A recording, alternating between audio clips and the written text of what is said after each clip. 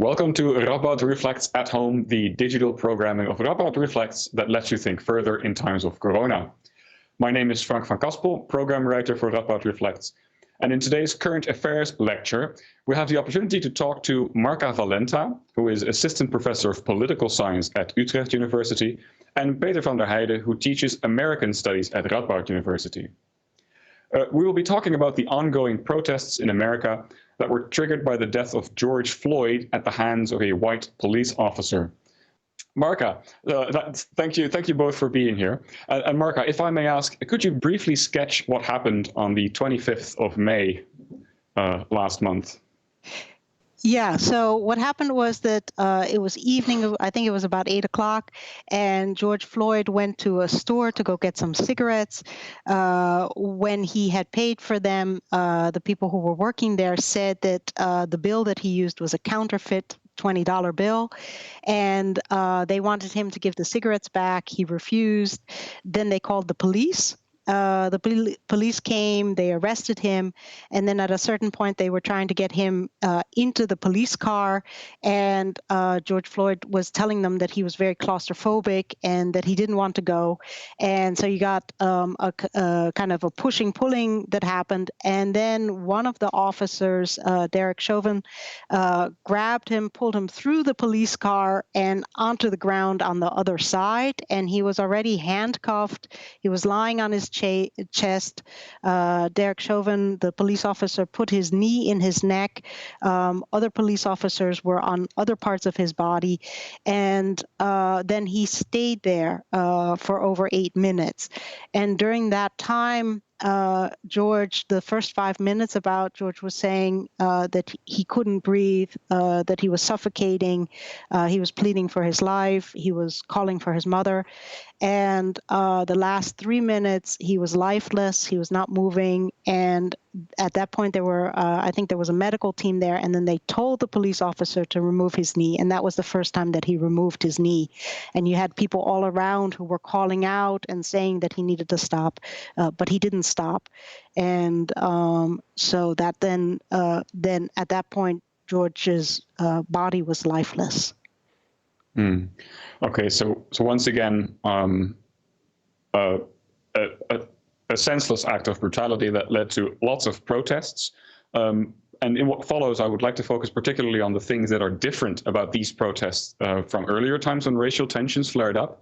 But maybe before that, Peter, could you give us some insight on what the, let's say, the usual playbook would be for US presidents after events like these? Because they've happened many times before. So what did Obama do when Eric Garner was killed, for example? So what response would you expect under normal circumstances? Well, under normal circumstances, a president would say would reach out to the public and say, well, this is really bad what happened. This is really a difficult time for us Americans. They would frame it as an American problem. And what Trump is doing is framing it as a problem of black people who are, in his view, a danger to white Americans. So he is framing it in racial terms, while other presidents frame it in national terms. Okay, so that's certainly a difference then. So usually you would have presidents striving for unity, and you say we see something different in Trump's response. So let's go on to the things that are different right now, because of course let's keep in the back of our minds the background conditions of the pandemic that's sweeping America and the massive unemployment that goes with that, but then keep it in the back of our minds and then focus specifically on, let's say, three things: the Trump administration's response and that of the government. There's many things different about that. I want to pivot to the involvement and response of the military. So how did that come about? What is unusual about that? And then finally, maybe think about the differences in the results that the protests have had so far. But then maybe start with Trump's response. So Markha, maybe if you could, in general, sketch Trump's response. So Peter gave us an idea of which direction he's going, but what would you say is Trump's response in general? Well, how I would frame it is that Trump is trying his usual set of tactics and strategies and techniques, but they are really a bad fit for what the situation is. So what Peter already raised, the issue of unifying, I mean, the way in which Trump was elected and the kind of politics he has is by actually intensifying polarization and antagonism between different groups.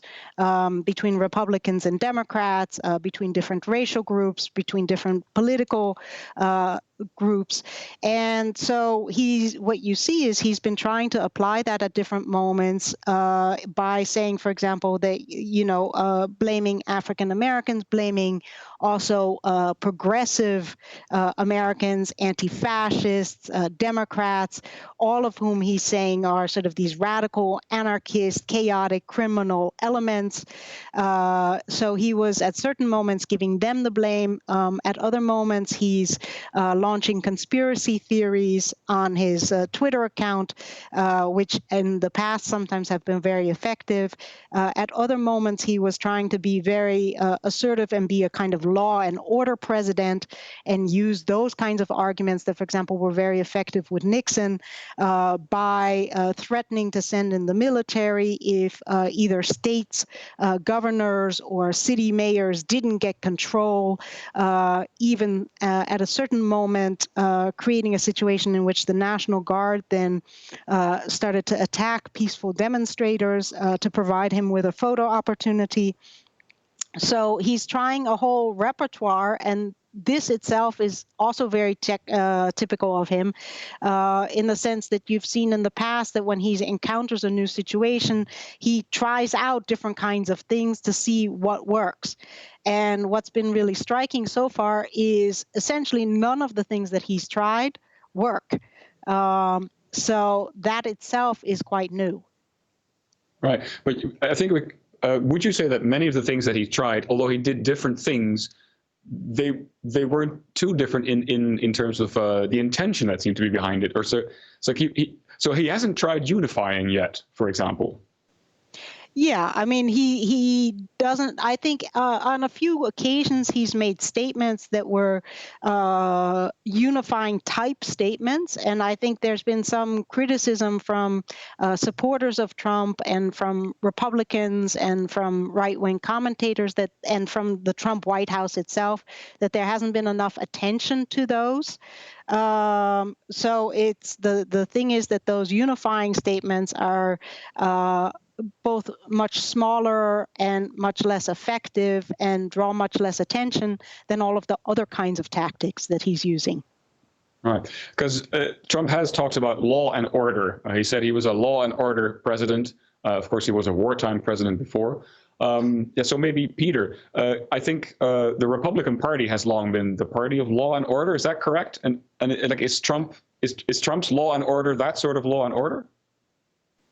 Well, like Markha already said, it's the law and order of Nixon. That's the historical example he wants to be. But it's really different now. When you look at what happened in history, you always saw governors standing in front of protesters. They were attacking the protesters in the South, in the civil rights history times. Now you saw the president protecting them. Now you see it the other way around. You see the president threatening to attack the protesters and governors saying, well, we want to protect them. That's a real different situation, I think, and it's a turnaround of events in the United States. So going on, if I understand this correctly, the governors need to ask Trump for military intervention, if it would come to that. And so usually they will not be asking that in previous situations. But you say now maybe, and we see this, that Trump is actually pushing the governors to request military assistance, for example. So you would say that is a telltale sign of this reverse. Yeah. Well, Trump isn't really sure he needs the governors. He says, well, I can go in myself. But there he will have, I think, a huge problem with the Supreme Court when he does that. But then it will be too late. He will have done it by then, but he will be condemned like no president before, I'm sure. Okay, so what about Washington, D.C.? Because Washington doesn't have a governor, and we have seen military types do stuff in Washington. So, for example, there was a photo op that Trump did. So he gave a speech in the Rose Garden of the White House, and then he wanted to have his picture taken across the street at a church, and there were peaceful protesters there, and international media has reported on this. And these peaceful protesters had to be cleared out in order for Trump to go to the church. And it wasn't exactly clear to everybody there who these, let's say, enforcers were. I mean, I'm not sure exactly if it was at that protest, but there's many pictures around of military police or military personnel in Washington that don't clearly, that you can't really tell what unit they're from, or whether they're Army or CIA or police or whatever. How does that, do any of you know how that works? And can Trump do that, deploy the military in Washington? Yeah, he can. Yeah, in Washington, there's the president is in charge of, well, Congress and the president are in charge of Washington, D.C. There's no governor over there. It's a District of Columbia. So they are the supreme power in Washington, next to the mayor they have. The troops over there, officially they were riot police. That's what the White House said. But there were military people employed in Washington, D.C., and they are sent away now by request of the mayor, I believe. Okay.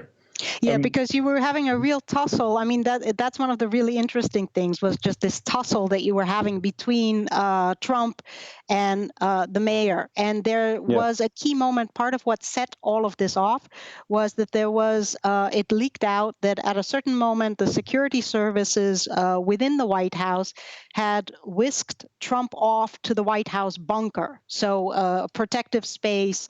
And then Trump and I think his family spent about an hour in the bunker. And this was in response to 4 people breaching the security fence around the White House. And but the thing is that when the news got out that Trump had gone to the bunker because people were protesting, people really, used this to make fun of him. Like, what a scaredy cat, what a baby. Look, we've got Americans protesting. He's afraid of Americans. He can't deal with these protests. And that really, really triggered Trump, right? Because anything that might possibly make him look cowardly or weak or anything is something just that he can't actually deal with. So people knew they were going to hit a nerve. And then that really worked.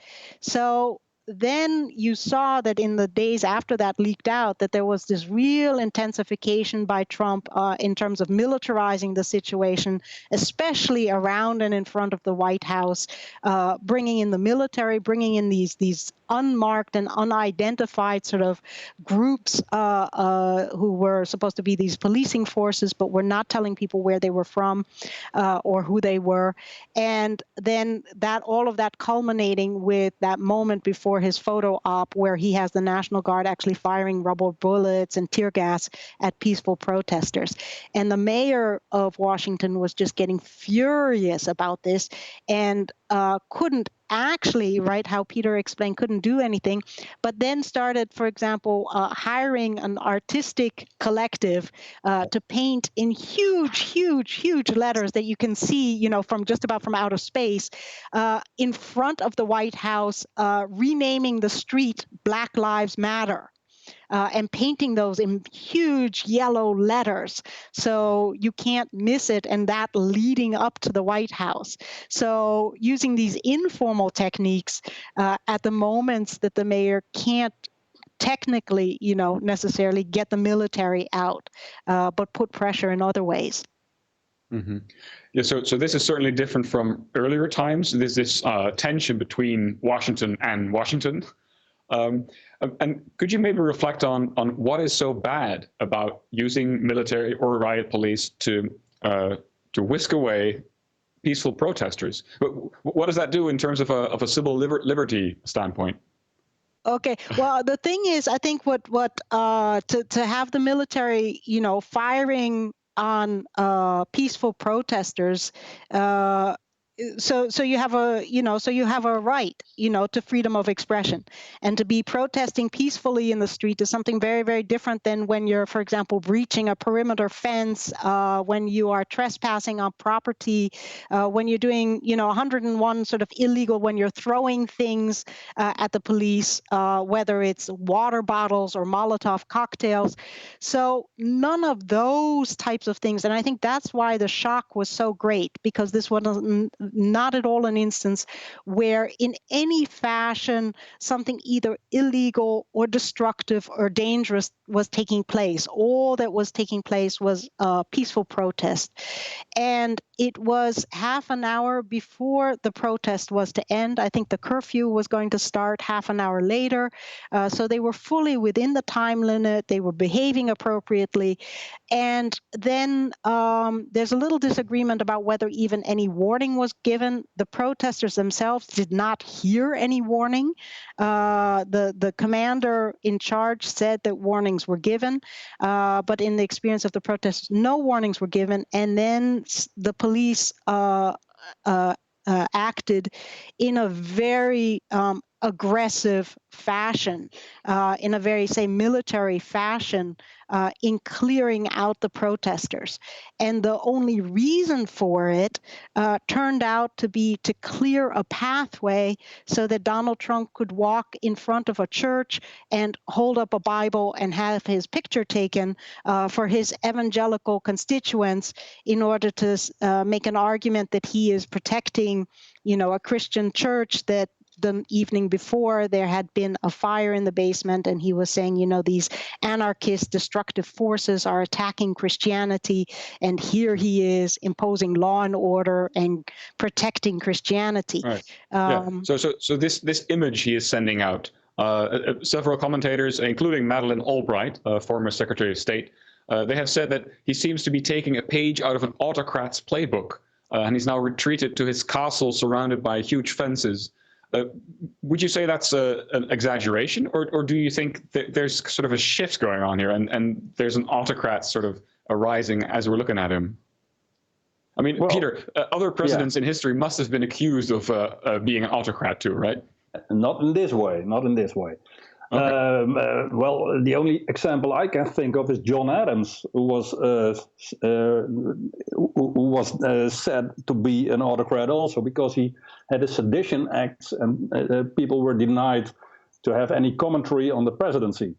But this was the second president of the United States, right? The second one, yeah. So that's a couple of years ago, I would say.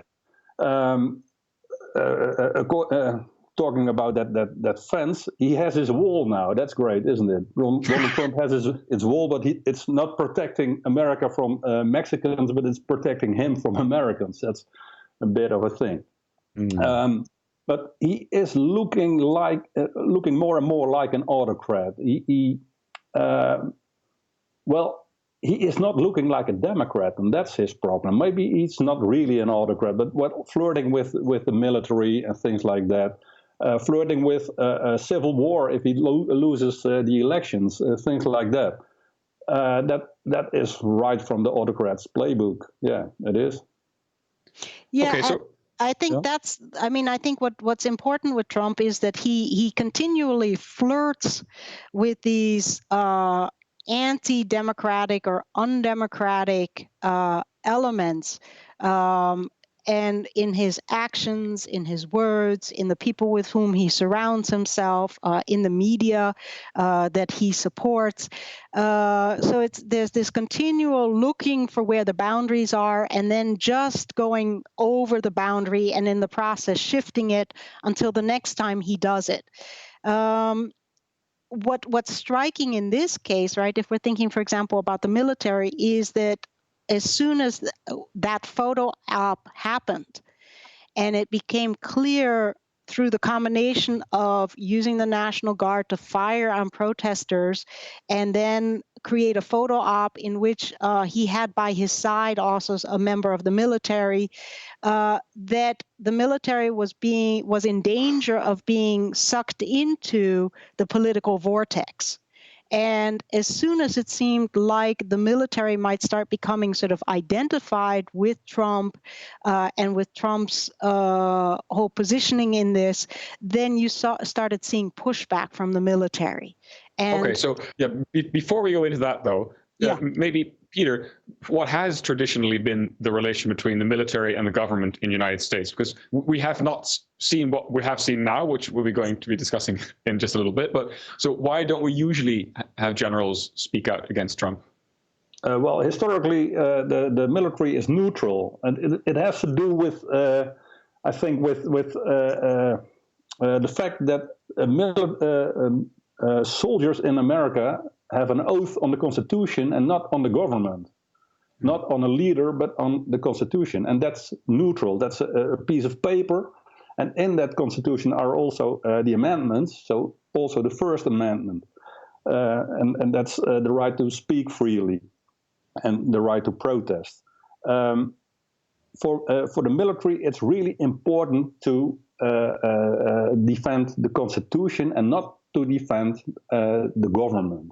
So that makes them neutral. Also, they know now we have a Republican president. The next one can be a Democrat again, and they sort of change every 8 years. So it doesn't make sense to be a partition military. You don't need to be. You don't want to be a member of a party. Right. Maybe even stronger, we have seen some presidents with military backgrounds, and 3 of them were not a member of a political party before they became president. Of course, we have George Washington. He was president without political parties. But then we have Zachary Taylor, who didn't vote in any election before he became president. Oh. And we have Dwight D. Eisenhower. Nobody knew what his party affiliation was. They asked them both. So the Democrats asked him for presidency, and the Republicans did, and he chose for the Republicans. But he was not a party politician. So that's maybe the relationship between the military and politics. It's neutral. Right. So what we're seeing now then is very much different from what we've seen in the past, in that people like both retired and I think active military personnel, and even like the acting Secretary of Defense, who of course is not in the military, but they're speaking out against Trump. And I think the most vocal opponent of Trump was General James Mattis, who is of course also retired and also served as Secretary of Defense for Trump. But he came out very vocally against Trump, and many after him are now following, like even people like Colin Powell and like I said, other former people from the Joint Chiefs of Staff. So this is remarkable then.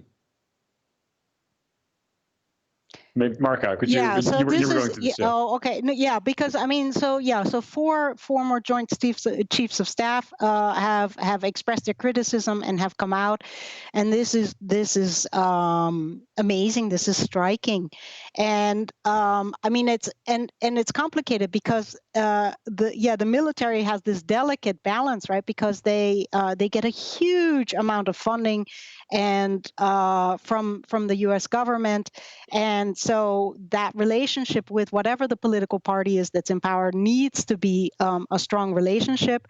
And then at the same time, say, culturally, there's a somewhat stronger sort of affiliation with the Republicans, and the members of the military are will lean Republican, and then at the same time will have elements within themselves that even could be very strongly Republican and even Trumpian. And so in relation to that, there's a couple other things that are very interesting also in terms of changes within the military, which is that you had the highest member of the Air Force, the highest enlisted man from the Air Force, who is an African American, and he wrote a public letter in which he was just thinking through what is the place of race in the Air Force, and talking very honestly, very constructively, and very critically. But just this room that there is to talk publicly about the challenges of race within the military and the Air Force is itself amazing. You've also had that, for example, the Marines just a few days ago have banned any kind of public display within a kind of Marine context, say, of Confederacy symbols. Right. So you've seen a lot in the news that you've had statues tumbling down. There's controversy. I think the Mississippi flag still has a part of the Confederacy in it. Right. That is being discussed. So these symbols of the Confederacy are getting removed. And the military is itself also moving in that direction. It's transforming not only the relation between the president and the military, but it's also having a significant impact within the military on issues that have been around for quite a while and now suddenly are moving. So that's also very, very interesting. Right. And so let's move on to the effects of these protests in general, because we've seen it has impact on the military, but we've seen many things happening now in general. For example, certain bills are now being proposed for reform of the police, for reform of accountability of police. But I think it was John Oliver who last Sunday said that this seems to be something that has been going on, I mean, has returned over and over again. So we've been in this situation many times. Is it really different now what we're seeing? Are these proposals for police reform more progressive than they were before? Is there a higher chance now that they will be accepted, for example? Do you see reasons for why this time it may be different? Or are you skeptical and think, well, we've seen this before, we've been here before, racism in America are just going to be, that's just going to not change? So maybe, Markha, have you heard of these reform bills that the Democrats are now pushing? And actually, some of the Republicans as well. Yeah. I mean, what's very interesting is that the debate among the Democrats has, shifted to left, where the conservative position, in a way, is reform the police, and the radical position is abolish the police or defund the police, right? So what the political sort of constraints are and where the conversation is taking place, that already has shifted. And I think, and that shift even happened within just a few days. So I think at the start of the protests, you saw people being very active in terms of making arguments for reforming the police. And then once you had that shift that took place, because first you had some looting that took place in connection with some of the protests. And then a few days later, rather than it being the violence coming from looters, right, the violence was coming from the police. And as soon as you had started having what gets called police rioting in some places, you also started seeing the conversation radicalize. And that really is having very serious effects. In Minneapolis now, you have a majority of the city council that is planning to implement policies that will, in fact, really do that will defund the police. So 9 out of the 12 council members in Minneapolis. You've had the educational system in Minneapolis that has said that it is going to be cutting many, if not all of its ties to the police as it provides security to the school system. You have those kinds of policies that are now coming forward in many different cities across the United States. But could you maybe explain to our listeners that haven't followed the debate so closely, what does it mean to defund the police? Just fire every police officer and that's it, have no more police? Right. No, it's an umbrella term. And it's difficult. There's 2 ways of answering that. So one of the ways of answering that is that you have people, you have in the United States a movement that has been around now for a while that has to do with being incredibly critical of the prison system, because there's a lot of inhumanity and a lot of racism that is embedded in the ways in which prisons work in the United States, starting with the U.S. has, the highest percentage of citizens that are incarcerated in the world, and then going from there. So it has a lot of very inhumane techniques and so forth. I'm going quickly. And so there's been a movement that says, well, reforming the prisons is no longer possible. We really need to abolish this prison system that we have. Now, building on that movement is, okay, the policing that also ensures that people, for example, are thrown into prison with a huge component of racism in it. That system itself is also broken, right? So you move from saying our prison system is broken to saying our policing system is broken. Part of the reason for, if you think for a Dutch audience about this, is that the welfare state in the United States is much smaller. And so for many of the kinds of situations where in the Netherlands you would send somebody who was a mental health worker or a social worker or in some other fashion a conflict-oriented and certainly not carrying guns and not able to arrest, you would send a professional to solve a problem. In the United States, because you do not have that welfare system, the police get sent, and the police is not trained. So many of the people who are killed are people with mental health issues, who themselves are not a threat, but because of the mental health issue, they can't do what the police says, or there's a miscommunication, or they seem dangerous. So you also have so there's many different kinds of issues in terms of intensified policing of poor neighborhoods, intensified policing of minority neighborhoods, increased police violence towards minorities, the overuse of the police in all kinds of situations that could be solved differently, so that now people are saying, let's reinvent how we create security in our communities. By putting in place of the police, we are going to put other kinds of infrastructures, people, and solutions. So defunding the police in terms of the people who are very serious about this as a movement means finding a different way of creating security within society, working from the grassroots, from the ground, with a lot of local input to address many of the different kinds of issues that now are misaddressed by the police in ways that are constructive and secure for people rather than destructive and killing them. So that sounds like from a European perspective, that sounds like a very reasonable plan. And unfortunately, we're running out of time pretty fast. But Peter, maybe if I could ask you, these suggestions that Markha has now been explaining, they're pretty radical for American standards anyway, and they're more progressive than what both of the candidates for president in November are now both supporting, right? So it's more progressive than what Joe Biden is supporting, for example, who I think is more of the let's reform the police rather than defund the police. Do you think still that Joe Biden could benefit from these sort of these more radical suggestions that are now floating around that maybe stick to him more than they do to Trump? Or do you think that both of these candidates will be, tossed aside by these radical protesters who want nothing to do with either of them? Well, I'm not really sure, but we know they won't vote for Donald Trump. He's the law and order in the classical way candidate, so they won't go for him. And Biden is the only one who has a chance of getting them in his camp. And well, he tries to get that vote. He tries to get the black vote. He was in a video at the funeral of George Floyd. So he's trying to reach out to that community, more than, of course, more than Trump does.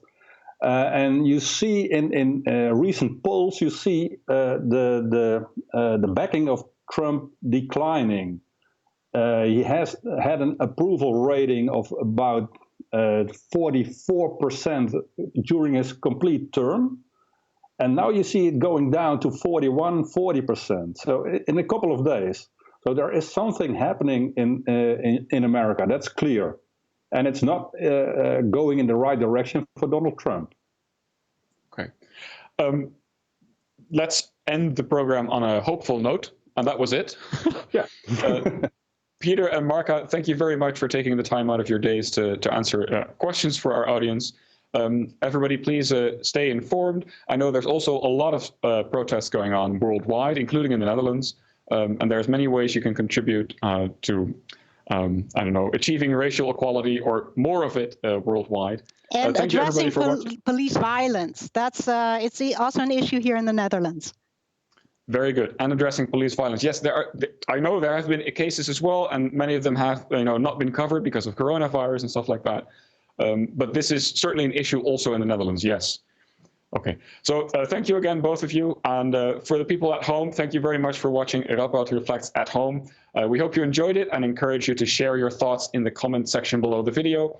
If you liked it, please give it a thumbs up and subscribe to our YouTube channel. And of course, for more information about our upcoming programs, keep an eye on our website, ruud.nl/Radboud Reflects, and follow us on social media. Thank you for watching. See you next time.